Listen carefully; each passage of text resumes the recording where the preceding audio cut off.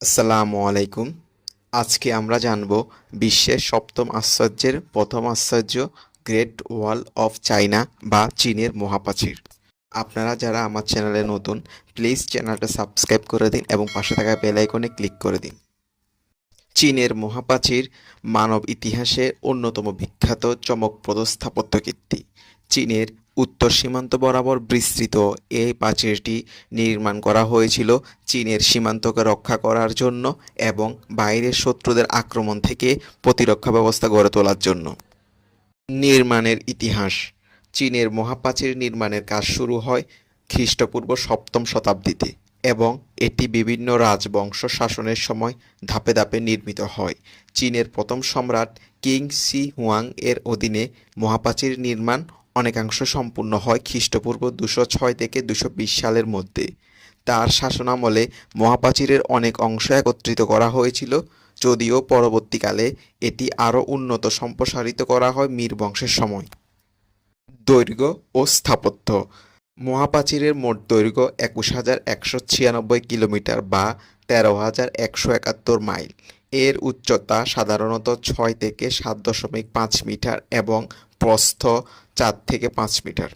মহাপ্রাচীরটি পাথর, ইট, কাঠ এবং মাটির সমন্বয়ে তৈরি এবং এর মধ্যে রয়েছে প্রহরী টাওয়ার, ব্র্যাক, স্টোরেজ ঘর এবং সংকেত পাঠানোর জন্য ব্যবস্থা। শ্রমিক ও শ্রমের কাহিনী। মহাপ্রাচীর নির্মাণে লাখ লাখ শ্রমিক কাজ করেছেন, যার মধ্যে ছিলেন সৈন্য, কৃষক, অপরাধী এবং স্থানীয় জনগণ।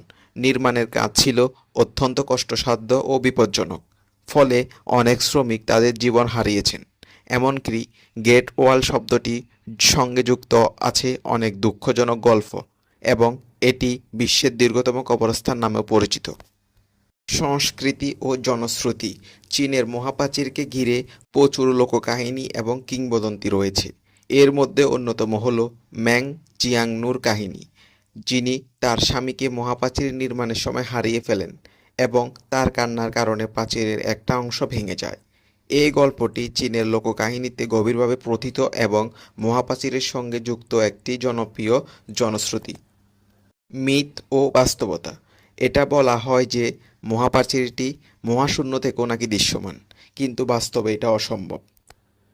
মহাপ্রাচীর দৃশ্যমান হওয়ার জন্য খুবই উচ্চতা থেকে অত্যন্ত ভালো দৃষ্টি প্রয়োজন, যা মহাশূন্য থেকে সম্ভব নয়।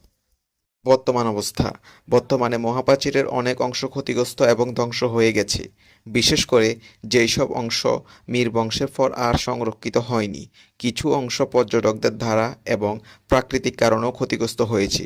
তবে চীনের সরকার ও আন্তর্জাতিক সংস্থা মহাপ্রাচীরের সংরক্ষণ ও পুনর্নির্মাণে কাজ করছেন। বিশ্বব্যাপী স্বীকৃতি। মহাপ্রাচীর শুধুমাত্র চীনের জন্যই নয়, এটি একটি বিশ্বের ঐতিহ্যের অংশ হিসাবে স্বীকৃত। ২০০৭ সালে মহাপ্রাচীরকে আধুনিক বিশ্বের নতুন ৭টি আশ্চর্যের এক হিসেবে ঘোষণা করা হয়। জনপ্রিয় স্থানসমূহ। পর্যটকদের জন্য চীনের মহাপ্রাচীরের সবচেয়ে জনপ্রিয় স্থান হল বদালিং সেকশন। এটি বেজিং থেকে সহজে পৌঁছানো যায় এবং ভালোভাবে সংরক্ষিত। মুথিয়ান ইউ অংশটিও জনপ্রিয়, বিশেষ করে সেগুলি যারা তুলনামূলক কম ভিড় পছন্দ করেন। সিমাতাই অংশটি দুর্গম কিন্তু দর্শনীয় এবং এটি রাতেও খোলা থাকে। মহাপ্রাচীরের প্রভাব। মহাপ্রাচীর কেবলমাত্র প্রতিরক্ষা ব্যবস্থাই ছিল না, এটি ছিল চীনের সাংস্কৃতিক পরিচয়ের অংশ। এটি চীনের মানুষের ঐক্য, দৃঢ়তা এবং স্থায়িত্বের প্রতীক। মহাপ্রাচীর আজও চীনের ইতিহাস, সংস্কৃতি এবং জনগণের জীবনের গভীরভাবে প্রভাব ফেলে।